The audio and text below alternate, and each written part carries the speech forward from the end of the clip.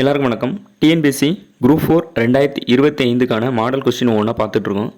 அதனோட அடிப்படையில் இன்றைக்கி நம்ம இந்த வீடியோவில் என்ன பார்க்க போகிறோம் அப்படின்னா, குரூப் 4ல் 2024ஆம் ஆண்டு நடத்தின டெஸ்ட்டு கொஸ்டினில் உள்ள ஜிகே கொஸ்டின் ஒவ்வொன்றா இன்றைக்கி நம்ம பார்க்க போகிறோம். இதே மாதிரி free test series already video நிறைய அப்லோட் பண்ணியிருக்கோம். அந்த வீடியோ நீங்கள் பார்க்கணும் அப்படின்னு நினச்சிங்க அப்படின்னா நம்ம லிங்க்கில் டிஸ்கிரிப்ஷனில் இருக்குது. அது மூலமாக நீங்கள் அந்த வீடியோ பார்த்துக்கலாம். வாங்க நம்ம இன்னைக்கு இந்த கேள்விகளை போகலாம். ஃபர்ஸ்ட் கொஸ்டின் பாருங்கள்.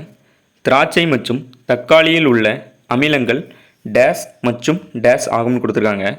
ஆப்ஷன் மாலிக் அமிலம், சிட்ரிக் அமிலம், அசிட்டிக் அமிலம், லாக்டிக் அமிலம், டாட்டாரிக் அமிலம், ஆக்சாலிக் அமிலம், அஸ்கார்பிக் அமிலம், டானிக் அமிலம் அப்படின்னு கொடுத்துருக்காங்க.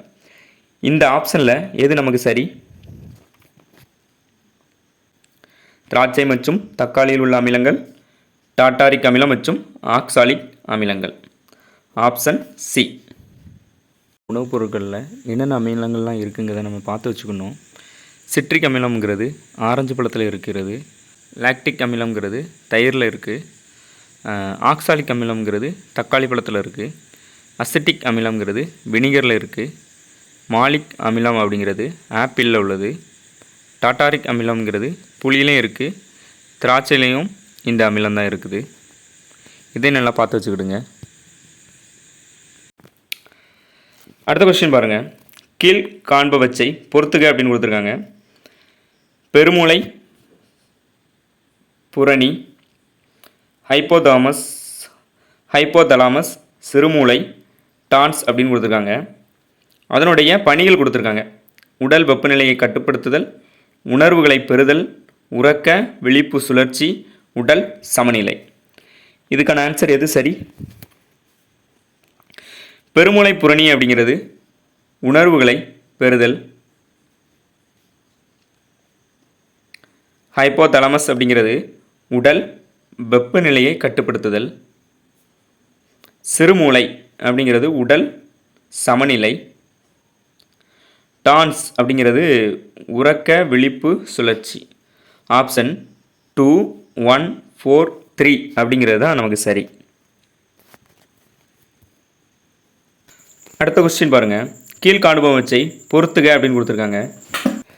Option A. இந்த பக்கம் பாருங்கள். கேனிமீட், அடுத்து டைட்டன், நெப்டியூன், ட்ரைட்டான் அப்படின்னு கொடுத்துருக்காங்க. இந்த பக்கம் அதன் கோளின் சுழற்சிக்கு எதிர் திசையில் சுற்றும் பச்சை நிற விண்மீன் போன்ற தோற்றம், சூரிய மண்டலத்தின் மேகங்களுடன் கூடிய நிலவு, சூரிய மண்டலத்தின் மிகப்பெரிய நிலவு அப்படின்னு கொடுத்துருக்காங்க.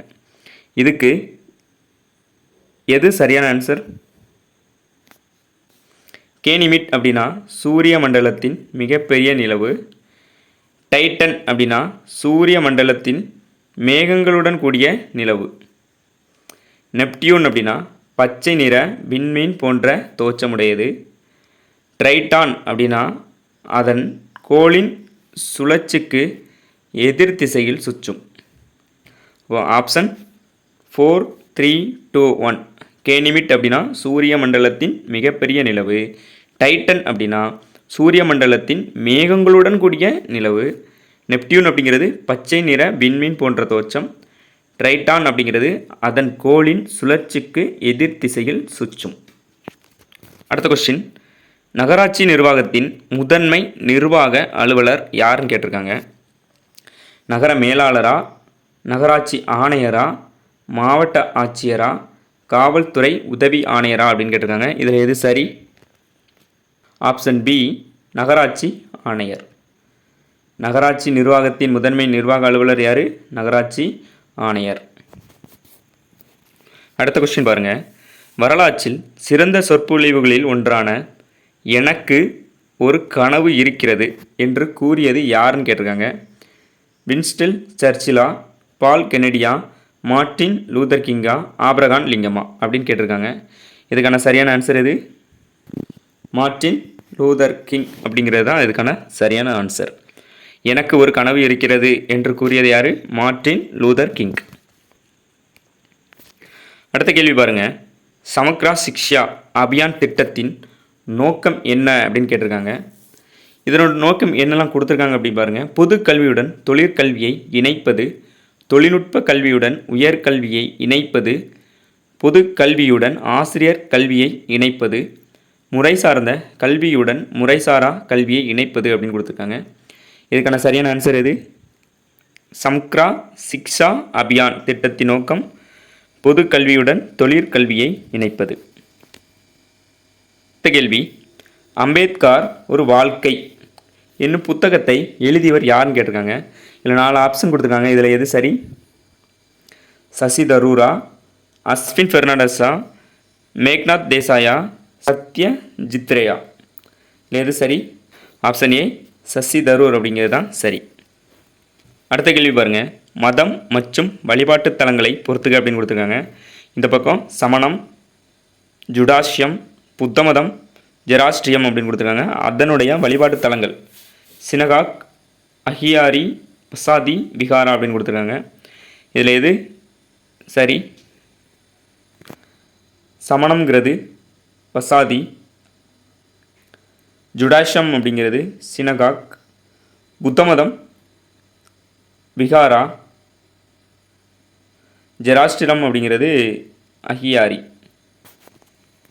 ஆப்ஷன் டி 3142 அப்படிங்கிறது தான் சரி. அடுத்த கேள்வி, கீழ்கண்ட வாக்கியங்களை கவனி. கூற்று மற்றும் காரணம்.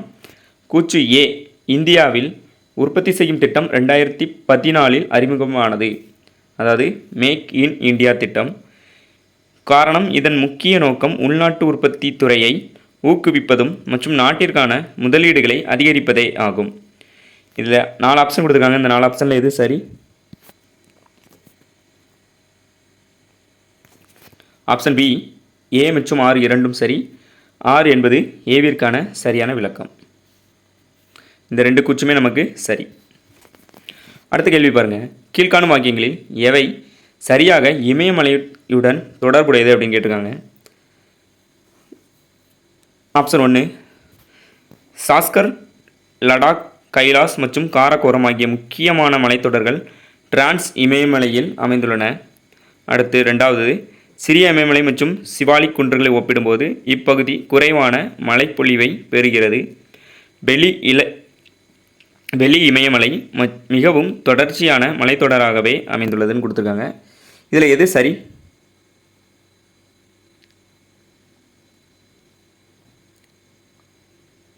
ஆப்ஷன் 1 மற்றும் 2.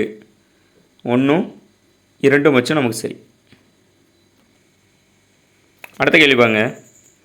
கரப்பாக்கர்களால் அறியப்படாத விலங்கு எது அப்படின்னு கொடுத்துருக்காங்க. பன்றியா, யானையா, குதிரையா, எருமையான்னு கேட்டிருக்காங்க. இதில் எது சரியான ஆன்சர்? குதிரை. குதிரைங்கிறது தான் சரியான ஆன்சர். அடுத்த கேள்வி பாருங்கள். பின் வருவனவற்றை அவற்றின் சரியான பதிலுடன் பொருத்தவும் கொடுத்துருக்காங்க. பேஸ்வா அப்படின்னா யார்?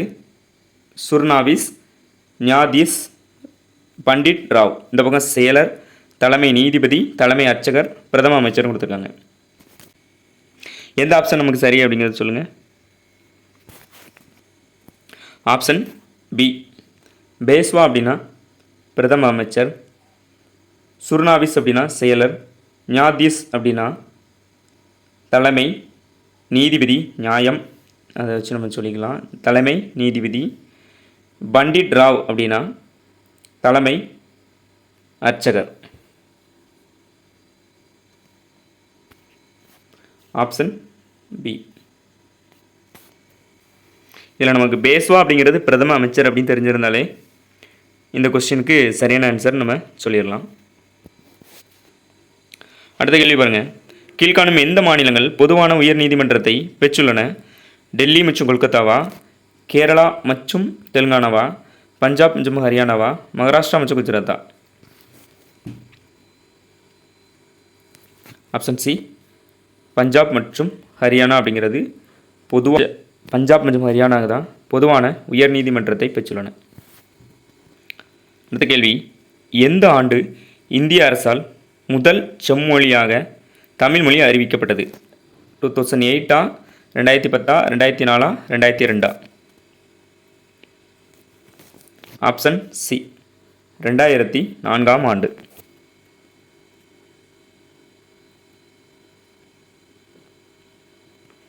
அடுத்த கேள்வி, மனித உரிமை நாள் கொண்டாடப்படுவது எப்போன்னு கேட்டிருக்காங்க. டிசம்பர் 9, 11, 10, 12. இது நமக்கு சரியான ஆன்சர். ஆப்ஷன் சி, டிசம்பர் 10 அப்படிங்கிறது தான் சரியான ஆன்சர். இதுவரை 15 கேள்விகள் பார்த்துருக்கோம். இந்த கேள்வியில் இருக்கக்கூடிய ரிமைனிங் கேள்விகளை வந்து அடுத்த வீடியோவில் பார்ப்போம். இந்த வீடியோ உங்களுக்கு பிடிச்சிருந்து அப்படின்னா லைக் பண்ணுங்கள், சப்ஸ்கிரைப் பண்ணுங்கள். இதில் எதுவும் டவுட் இருந்துச்சு அப்படின்னா கமெண்ட் பண்ணுங்கள். இதுபோல் மீண்டும் ஒரு வீடியோவில் மீண்டும் சந்திப்போம். நன்றி, வணக்கம்.